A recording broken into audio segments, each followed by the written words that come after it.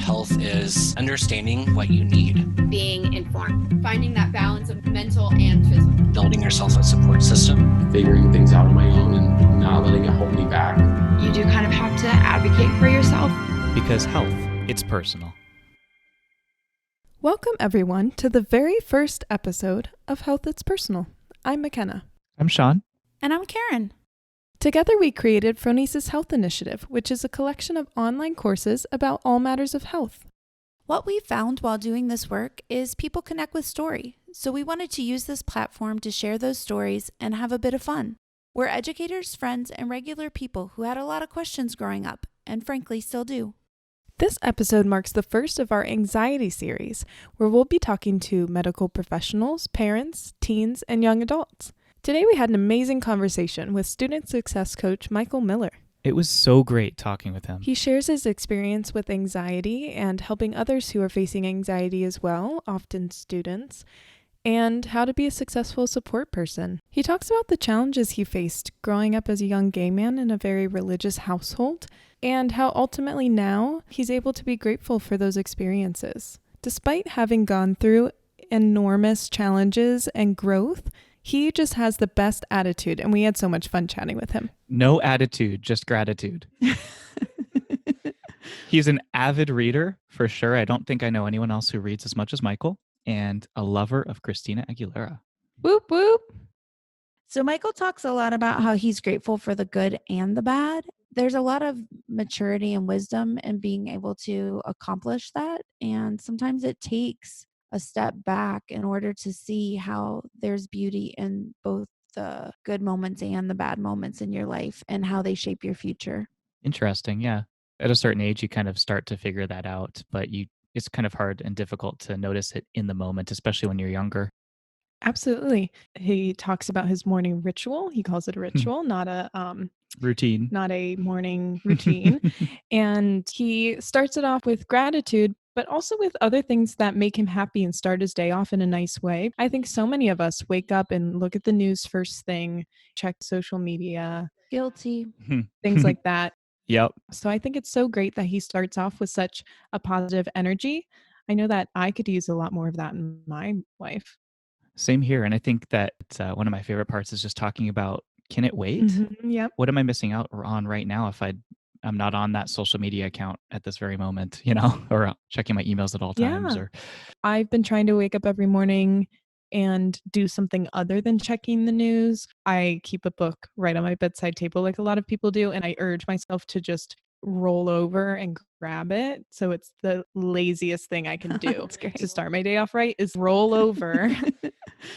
Well, and Michael pours into students all day long because he's a student success coach. And in order for him to be able to have the energy that goes with that work, he has to make sure that his cup is full.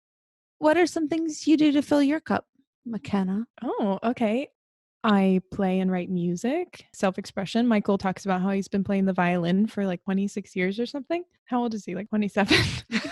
He's in his 30s. Okay. Yeah. When I was living in Australia, it's a slower lifestyle, and now I live in New York City. So I make sure that I still have that balance in my day. So I'm exercising, I'm taking the time to cook a nice meal. I've worked in food and food writing. I love cooking, so I always try a new recipe. I make sure to set aside time in the day for myself because I know that I will perform better when I'm taken care of and I have the energy. Yeah, that's really important. Because I know if I'm working from the moment I wake up until the moment I accidentally fall asleep on my couch, with my book over my face, at some point I'll burn out. So at least with this, I have some longevity. Yeah, that's super smart. Sometimes people do burn out when they don't take time for themselves. Karen, what about you? What do you do to fill your cup? So some things that I like to do when I start my day are just have some peace, because once my day gets started, it's go, go, go. I'm a mom. I teach. I like to just walk out on the porch in the morning with a cup of tea and just my thoughts, but nothing about what I have to do for the rest of the day. And I like to make sure that I have time for each one of the people that I love. So making sure that I cook dinner with my husband. Oh, that's so cute. Spend some quiet time in the car with Max after school. Like those things fill me up for sure. Planning my travel, all that fills my cup. McKenna and I just always laugh because we need it throughout the day. So we'll send each other clips, some episodes of Jimmy or a show that we love, and we just laugh. Yeah, usually she'll send me videos of Jimmy Fallon or something that we think's funny while I'm at work, and I won't be able to respond, so I'll call her on my walk to the train after work, and we'll just laugh about like the 50 clips that we've sent back and forth. So Awesome. That's really cool. Those are all wonderful things. Sean, what's in your cup? What's in my cup? Yeah, whiskey. I do like to play video games and watch TV shows and films, and I actually teach, some film courses and humanities courses. So I actually really analyze these things when I enjoy them. So it actually takes quite a bit of energy because I want to really be engaged. I love that. I also like to do the tea. Like You know, spill the tea? I love to make tea as well. I have tons of different types of tea, lots of different ways to make it. Same with coffee. I like to try different techniques. I will also go out and just sit outside and enjoy stargazing, for example, just maybe lay in the hammock, Aw, cutie. try to zone out.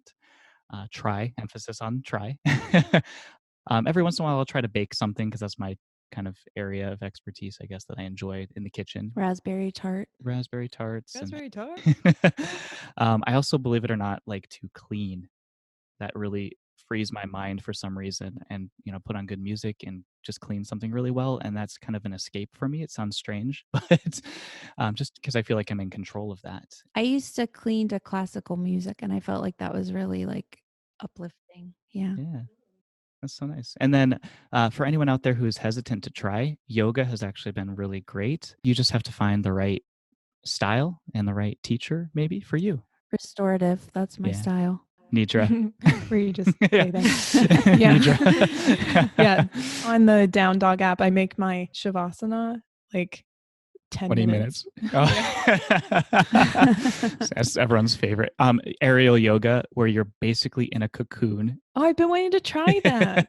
It's hard to find a good place that does it for affordable prices, but Right. build your own cocoon. Build your own. You can install it if That's you have a awesome. good beam. You just So with that being said,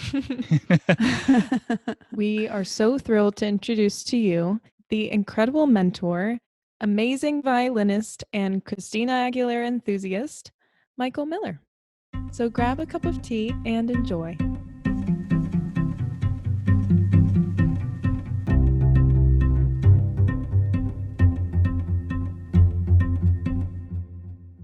So, Michael, would you like to tell us a little bit about your background and what you do professionally, as well as what brought you into that career choice?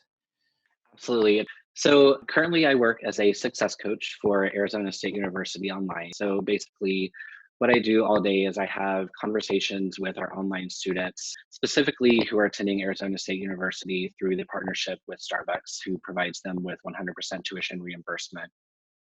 And those conversations, I mean, I never know when they answer that phone where that conversation is going to go. Sometimes it's a simple thing like, where do I find my academic advisor? Or how do I sign up for classes?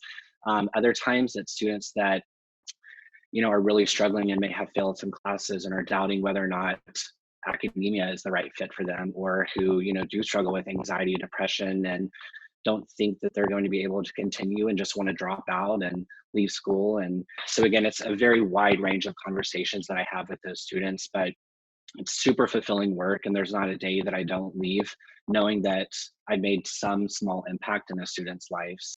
The journey of getting there, on the other hand, was very roundabout. So I, straight out of high school, did a couple of years at traditional grounds campus university. I think after my second year, I thought I wanted to transfer to a more prestigious or academically rigorous university. And so moved back home, but needed to get some income going, fell in love with fashion retail, started working at a store called The Buckle. Fashion was always something that for me was really fun. So then Right. getting paid to do that and to learn more about it, and then getting to start to teach others about that as I moved towards a management position was just something that was really fulfilling. That's awesome. Yeah, and I did that I was with them for 7 years in a couple of different positions. Probably 2 years into my first store was when the 2008 recession hit. And then right after that was the rise of Amazon. Oh no, And so yeah. the fashion retail that I had come to know and love quickly shifted into a dog eat dog sort of game of Oh, how to outcompete each other for prices. And it was all about sales and promotions and cutting labor. And it wasn't really about developing people or having those conversations. And that's where I found Starbucks. huh. I started working for Starbucks just as a part-time barista, no big deal. Then went to Target, where they had just launched their visual merchandising program, and again was really able to kind of be at the forefront and create training and train every single new hire in our district. And again, it was all kind of about that teaching others about something that I was really passionate about that really kept me going. But of course, after a few months, we're back to that game of retail where it was how do we cut costs, how do we make it more about promotion. Again, it paid honestly a ridiculous amount of money for what I was doing, but I was so unhappy doing it. And so it was at that point where I was still working part-time for Starbucks that I decided I wanted to go to ASU. Again, through that partnership with Starbucks, it was going to be 100% tuition reimbursement. The first class that I took was English 105. At the end of that course, she invited me to apply to work as a writing mentor. And that, again, was another really pivotal moment in my evolution, because then I was getting into that feeling of being able to teach others again, which again, in every job that I've had, that's what's really kept me going. That's what's inspired me is seeing other people, challenge them, talk through, ask those questions, get them into kind of whatever their next phase is going to be. And so again, it was just one of those kind of aha moments of like, this feels really good. This feels exactly like what I'm supposed to be doing. So it sounds like you really found your fit there, and that's really probably a really good feeling. Absolutely. Kind of this feeling of chasing different retailers to try and find that right fit. It's just really been a dream, and every single day I'm so grateful for the work that I get to do. That's fantastic. Again, that's kind of been my journey of getting from a place where I was, constantly searching for that fulfillment. I'm one of those idealists who, even if I'm making money, I like have to have fulfillment in the work that I'm doing. I have to feel like I'm giving back somehow. That's really nice. That must be a lot of responsibility to be that support person for your students. What's that like? Absolutely.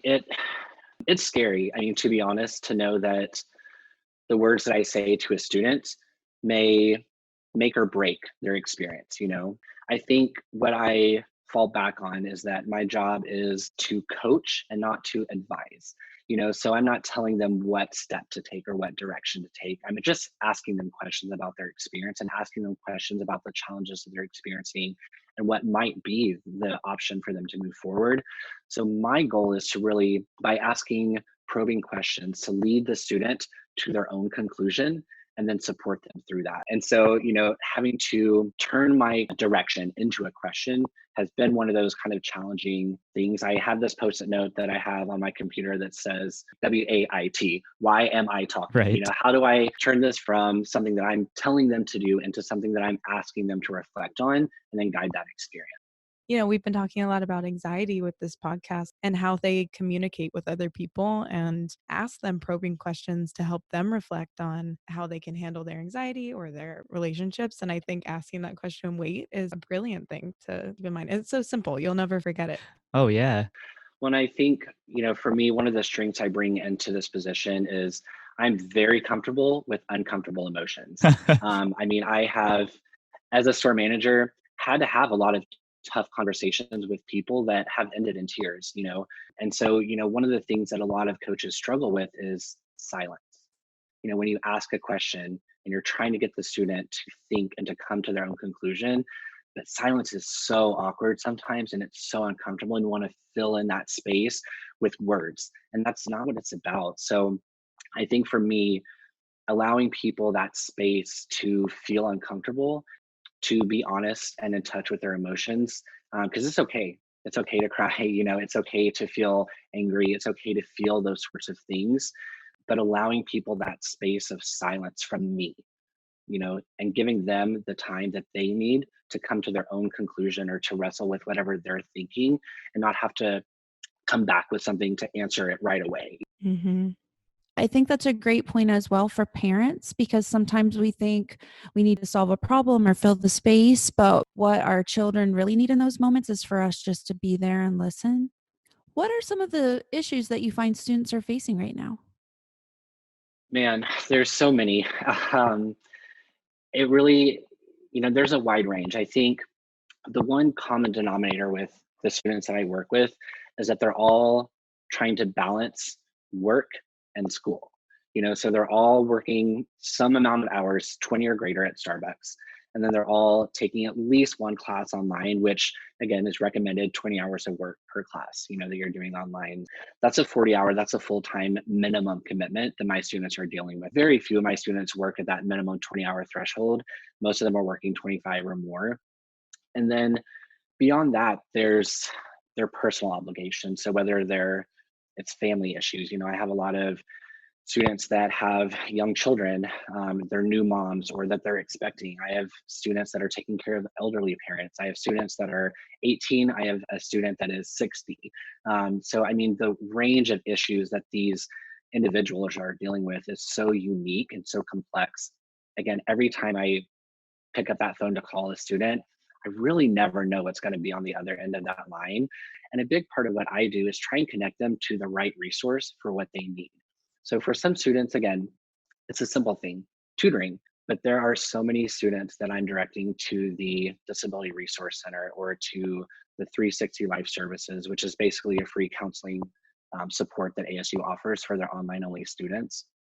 And it's interesting. So there's actually another former Starbucks store manager that works on my team as well. And, there was one week, I think on like a Tuesday or something, that we both sent each other a message and we're like, and I'm getting so many emails from students right now that are just struggling, with anxiety, with depression, with just all this pressure that they're feeling from everything they're trying to balance and to be successful with. So there are, a lot of those just really challenging conversations. And that's where, I think part of what we have to really consider as coaches and as people who are supporting people who are struggling with anxiety and depression is, how are we taking care of ourselves? Because you can't fill someone else's cup when yours is empty. Yeah, definitely. So I think that's been really big for me, is stepping back and saying, what am I doing self-care wise to make sure that, I'm kind of emotionally recharging at the end of the day, so that way I can come back that next day and help the next number of struggling students. That's a really great point. You definitely have to take care of yourself so that you have enough energy to get yourself and whoever you're supporting through the day. What are some of those things that you do every day that make you more equipped? Yeah, that's a great question.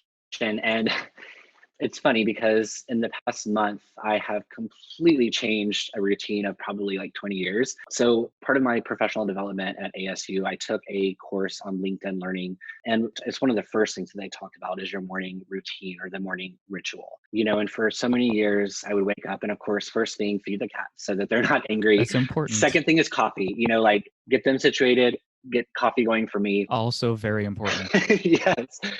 But then, I would sit and start on my phone right away, and I'm checking my emails. And of course, every day I'm getting email with the news, so I'm reading the highlights from the New York Times, top 10 things that I should be worried about today, and then after that, I'm going to log on to Twitter and I'm going to see, some fun things, some cute animal pictures, but a lot of hate and a lot of anger. And that's how I was starting my day every single day. Sounds very familiar. Absolutely. And I think we feel obligated to, like, we can't miss that email message. We can't miss that tweet. We can't miss that Facebook post. Is that email, is it going to be there in 30 minutes? Is that tweet going to be available in 30 minutes? Well, maybe not. Oh yeah, these days, who knows? But at the same time, what are you really missing out if you don't get to those things right off the bat? So for me, I use a free app called Insight Timer that has guided meditations and mindfulness exercises. And they have a 5-minute morning gratitude. That's great. So I listen to that now as my coffee's percolating. Keep in mind, this is happening at like 4:15 in the morning before I'm about to go to the gym. And so I don't like going to the gym. I do not like exercising, Yeah. but I know it's something that I need to do. I know it's important. But before I do that, I pause and for 5 minutes, just close my eyes and listen to these words where it's guiding you through a visualization exercise and setting up the way that you interact with people moving forward with gratitude, not only for the things in your life, but for the interactions you're going to have for the rest of the day. And at the end of that, you open your eyes and it's hard not to just smile. Oh, that's awesome. That's really great. And so I started doing that. And I'm like, probably 2 weeks into doing this, kept waking up, 4:15, my alarm's going off. And I mean, I'm waking up and I'm excited and I'm feeling good. And I'm feeling excited, like, hey, cats, how's it going? Get the coffee going, feeling good. Sit down. I'm like, why am I so happy to be awake right now at 4:15 when I'm about to go to the gym, which I hate doing? And I truly believe it's because I switched my morning routine where that first 15 minutes of my day was filled with reflection and gratitude and thankfulness for the things that I have in my life and the impact I'm going to be able to make on other people, versus spending that first 15 minutes of every single day with negativity and dread and, all those sorts of things that I was tied to for so long. Wow, that's great. Michael, that's really incredible that you can be such a support for these students. Did you have that same kind of support growing up? That is another great question. And that is another emphatic no. So, I mean, my journey has been, very challenging. So I grew up in a very religious conservative household. I was raised Southern Baptist. I went to private Christian school my entire life. And I was really either at my private Christian school or I was at my major, like massive Southern Baptist church. And that's really all the experience that I had. I only listened to Christian music growing up. I only read Christian books growing up. My whole life kind of revolved around that. And at 17 years old, I realized I was gay. And with the Southern Baptist interpretation of the Bible, that's not okay. It's a sin, Right. And so it was something that I really had to grapple with, alongside just the normal teen angst, of like growing up and getting my independence and all those sorts of things. So when my parents found out that I was gay, they really didn't know what to do. There were, of course, a ton of heated arguments. At that point, I was kind of like, who needs God? Who needs religion? Like, I'm going to do me, and like, that was that kind of like teenage rebellion side of things. So they sent me to reparative therapy, which is commonly known as like ex-gay therapy, at 17 years old, Wow. which is now illegal in most states, especially for minors. But it was a really challenging experience. And I think for me, I wanted to be Christian, and I wanted my parents to love me and I wanted them to be proud of me. And I wanted a wife and kids and the white picket fence and the easy life, and I didn't want to have to abandon everything I'd grown up knowing. And Yes, definitely. yeah, well, and it was one of those that it was so easy then to fall into the lies that they were telling me, at 17 years old. I wanted to believe that that could be true for me, and then I started working for them. So they had, again, like a youth division. And I worked not as like a counselor by any means, but kind of as like a peer mentor. Um, and I remember we were sitting in a staff meeting and there was a young guy that his main means of artistic expression was color guard, which is, doing like the flags and dancing alongside a marching band. And that was his passion, and I started playing violin since I was 8. I've played for 26 years now. That's my artistic outlet. It's, through music, you're able to emote without being able to, or without having to say what you're feeling when you can't put a name to it. So in that staff meeting, they said that they were not going to allow this young boy to practice his color guard because it was associated with being gay. Deep down in my core, I knew that that was wrong. Beyond a shadow of a doubt, I knew that that was wrong, and no matter what the world is going to say, about the way that you express yourself, if someone told me that I couldn't play violin because it looked gay, absolutely not. That would never be an option. So to hear that they were not going to allow him to express himself artistically because of other people's perception, it was in that moment that I knew this was wrong. Yeah, that's really shocking. I have been using music as self-expression my whole life. I can't even imagine if someone told me that I couldn't do that anymore. And so then it became this long journey of I had gone back into the closet, and I didn't want to tell my parents again. So I remember when I was 17 having one of many very heated arguments with my parents about my homosexuality. And I remember asking them, if you had a feeling from the Holy Spirit telling you to kick me, your 17-year-old son, out on the street, knowing that I have no income, nowhere to live, nowhere to go, you would do that without a question because of the feeling you have based on your religion understanding. And without a pause, they said, absolutely. And at that moment, something in me kind of broke. And again, my parents and I have done much work on our relationship, so we're in a much better place, That's but I will good. never recover from that moment. Yeah, I mean, it's hard to imagine coming back from that. It's great to hear that you've made progress though. Yeah, and so again, at that time, after knowing that this reparative therapy moment or this reparative therapy movement was wrong, was ethically and morally wrong, I had to start really questioning myself. Okay, so if I know that I know that I know that I am gay, and that's like the one thing I know, and that I know that it's not congruent with Christianity, who am I? My entire identity was based in religion, and who I knew I was at my core was not compatible with that image that I built up for 18 years of my life. So I started reading a lot of philosophy. I started reading a lot about other religions and things, searching for who am I? What's the right answer? Who has the answers? And I took a very Rene Descartes approach of I think, therefore I am. For me, it was more I'm gay, therefore who am I? Trademark copyright. But I really had to strip down all these different edifices that I had built up over the years and start rebuilding what I believed about myself and about the world around me. Incredible. And at 18 was when I was first introduced to Christina Aguilera, which huge part of my life. I am a massive fan of Christina. Yeah, we were just talking about her earlier today. Yeah, we were. And I am fiercely loyal, but it's because her album Stripped was what I would kind of call the soundtrack to finding out who I was. People laugh about how fanatical I am about Christina Aguilera, but those moments really saved me at a time where I didn't have really anyone, and I didn't even know she was like a gay icon until like years later. And I'm like, oh, like that's why everyone got it.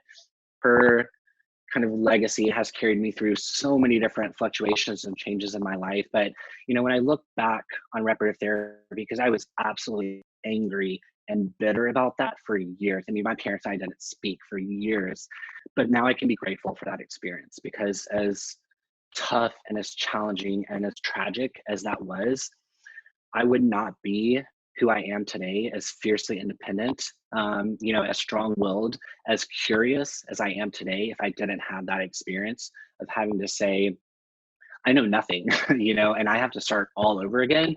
And I'm going to completely rebuild myself in the image of myself and in what I believe to be true. That's huge. I just think this brings up a few different things that we've been talking with so many people about, and that's, finding that way to get yourself through these moments. Music is a huge one for so many people, and it's wonderful to see how diverse that manifests itself within us. And it also is interesting because we've also been talking about building our teams, right? Working together to help each other through these different moments through our lives. And I think it's wonderful that you were able to reach out and find someone who was able to do that for you, even if maybe she doesn't even realize it. So if she ever listens to this, I hope that she realizes, Totally. you've already given us so many practical connections to our everyday lives that we can take away from this discussion and apply to our own experiences and approaches, such as the WAIT, W-A-I-T, or just the morning practices that you're performing every day to start your day off on the right foot. Do you have any other practical wisdom to share with the listeners or anyone else out there of how they might be able to navigate difficult life situations? Yes. And this came from, again, none of this is my wisdom. All of this are things that I've learned from other people. So again, I want to give credit where credit is due. That's okay. That's how we spread this knowledge. But my success coaching team, we watched a TED Talk that was about tiny goals. And of course, he brought in the science behind it. And if you speak science about something, I'm going to be like, all right, if you can back up your sources, I'll question my, Same here. My internalized beliefs. Yes. Mm-hmm. So in this TED Talk, that's what he really was getting down into, the science of, if you're trying to change a habit or create a new habit, you can't focus on, these big goals of I'm going to work out every single day, or I'm going to quit smoking, or whatever that big goal is. It's what can I control in the next 24 hours? to move me one step further. I love And that. even smaller than that sometimes is, what can I do in this moment to help me move one step forward? So the way I've started framing this with students, we kind of take one of two approaches depending on the scenario that they're talking about. One is zooming out and one is zooming in. We talk a lot about motivation, like, why are you going to school? What's the end goal with your degree? And that's all well and good for most of the time. But in those extreme cases, when a student is just like, I have had it, I am done, this is not worth it, I'm exhausted, I'm quitting, digging into the negative motivation has really been incredibly powerful. So let's take a student that might be struggling in a class and deals with procrastination and time management and just like not feeling motivated to do this assignment. So the way that we would zoom out is we start with the local. So, okay, what would happen if you don't sit down and complete this assignment on time? Well, I'm probably going to get a bad grade in class. Okay, so we zoom out. So what's going to happen if you get a bad grade in this class? Well, it's going to affect my GPA and I might go on probation or get disqualified. So we zoom out again. Okay, so what's going to happen? What's the effect if you're disqualified and you can't attend classes for a year? Well, I'm probably going to lose my motivation and not want to come back. Okay, let's zoom out again. What's your life going to look like in 3 to 5 years if you don't have this degree? Mm-hmm. And in that moment where you take students from, I do not want to do this assignment for 1 hour of my life, into, holy crap, if I don't get this degree, I'm going to be stuck in this minimum wage job, working multiple jobs, and so it's helping them alter their perspective from focusing in on something super tiny into what is the major consequence if I don't follow through on this one small thing. Right. So from then, the big picture, when you take it back from something so big that's going to affect their life into, so now tell me, how do you feel about, giving an hour of your life to complete that assignment on time? Do your annotated bibliography. Yeah. 9 times out of 10, they're like, I need to hang up and get to work right now. Yeah, So I can't talk to you anymore, Michael. yeah. So that's that zooming out. And then on the other hand is the zooming in. So this is when students, are trying to do something really big, like get a degree, or I'll use an example from my own life right now is I'm trying to quit smoking, and that's a habit I've had for 16 years. And so for me, I've tried a couple of times in the past, but the idea of never smoking again is so daunting that it's hard to make a step forward. Like you feel frozen in that moment that, oh my God, I will never complete that task. Like it's so huge. I've done this for so long. It's such a part of who I am. True. So then from there, it's zooming in. So, okay, let's put away this pressure of I'm never going to smoke again into what can I control in the next 24 hours? And then from there, zooming in a little bit further into, all right, I'm having a craving right now where I know I want to go smoke. I'm not worried about that next craving. I'm not worried about not smoking tomorrow. I'm not worried about never smoking again. I'm focusing on, I'm going to get through this one craving.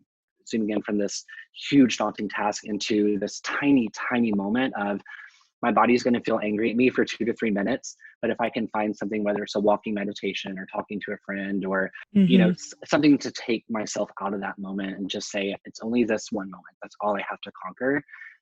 The more I do that over and over again, I quit smoking. Yeah. For a student, it's very similar where, if I say, what's your week 1 goal? Well, I want to graduate and get my degree. Cool. So let's zoom in a little bit from this massive goal into what is it going to take? Well, first you have to pass this class. What can you control in the next 24 hours? What can you contribute? What can you do to take one step forward just in the next 24 hours? And then once that time is done, let's talk about the next 24 hours and move forward from there. That's a really great point. I know that a lot of students face anxiety because they do have a hard time seeing the larger and the smaller picture, and it feels so overwhelming. I know that I had problems with that when I was a student. I also used to have really bad social anxiety, and I do still sometimes. And I remember it being all about perspective, that I would have an event to go to, or I would go to talk to someone, and I would have to remind myself, what's the worst thing that can happen? So I would think, okay, I'm getting to the end of this event and I didn't have a great time, or I had this awkward social interaction. And That's the worst thing that can happen, and probably never see that person again, or even if I do. Zooming out, how is this actually going to impact my life? In the grand scheme of things, it's usually in not a huge way. And I know reminding yourself of that can be a big part of how you get through those moments that feel really significant. So that's really great advice. I definitely agree. So I remember someone told me something once about how to realize that something is small in the grand scheme of your life. So you ask a student, for example, or someone who doesn't like high school or feels like this year is really challenging. You say, how many years do you think that you're going to live? And so if the answer is 100, then you put 100 tallies down on a piece of paper, and you take a year or 5 years and you kind of block that off to show like this is like the season that you're in right now, but this is what the rest of your life is going to look like. And you can see the other 80 tallies on that piece of paper. And it's not to discount what you're going through right now, but it's just to put it in perspective so that you can see that this is a blip in time and things will get better. And one day you're going to be this thing that you want to be, or do this thing that you want to do. And that's what the rest of your life's going to look like. Yeah. That's really cool. And it's hard, it's hard to take yourself out of your feelings and to rationalize with yourself. I always say, every student's experience is so different, and what they struggle with is so unique to who they are and to where they come from and their cultural underpinnings. I mean, there's so many factors that go into dealing with anxiety, and dealing with depression or any sort of mental health issue at all. The one common factor, I think, is reaching out and asking for help. Because until you do that, you're going to remain isolated in whatever that feeling is. But having that good support system, having that person that when you're in that moment and you feel like I cannot do this, you have that person that can ask you, all right, let's zoom out, or let's zoom in and let's talk about that. Yeah. What I think makes me most grateful for the work that you're doing, because you are providing a support system for someone that doesn't have access to that. Right. That's awesome. This has been so inspiring, Michael. I think we're all going to wake up at least 4:00 tomorrow. Oh, at least, you know me. Well, remember, it's one day at a time. You don't have to do it every single day. Don't even think about that. Just today, I'm getting up at 4 a.m. Perfect. Thank you so much. I appreciate all of that advice. Absolutely. And again, I appreciate you letting me share my story. Obviously, it's been quite a bit of a journey, but it is something that is deeply personal to me, and I love knowing that maybe it can have an impact, for someone else who may be struggling with similar issues, and make them feel not alone, that there are other people. And again, no one's story is the same, but to know that there are people out there who have struggled. And I would not say I've overcome by any means. There are things I struggle with every single day. But when I look back on where I was at 17 and how I've built who I am today at 34 years old, I mean, it's really kind of remarkable. And I am very proud of that, and there have been many times, even recently, that I was not proud of at all. But learning from those experiences, learning from shared communities, and then being able to share my story for that next community or that next person, that's really what the human experience is about, in my opinion. Thank you so much, Michael. Everything you've said today has been so useful, and we see this common theme throughout everything you've said, from empathy in everything you do to gratitude to those positive routines that you do. And it's just really great to kind of see that consistency throughout, and how we can provide that information to people so that they can, use that as practical wisdom for their own lives and implement it every day, even if it's just one little step at a time. Thank you so much, Michael. That was great. All right, bye guys. Thank you so much. Thank you everyone for listening to this episode of Health It's Personal. Follow us wherever you get your podcasts for bonus episodes and new releases every Wednesday. Please listen, subscribe, engage, and send us topics we can explore that would help you on your journey. Because health, it's personal.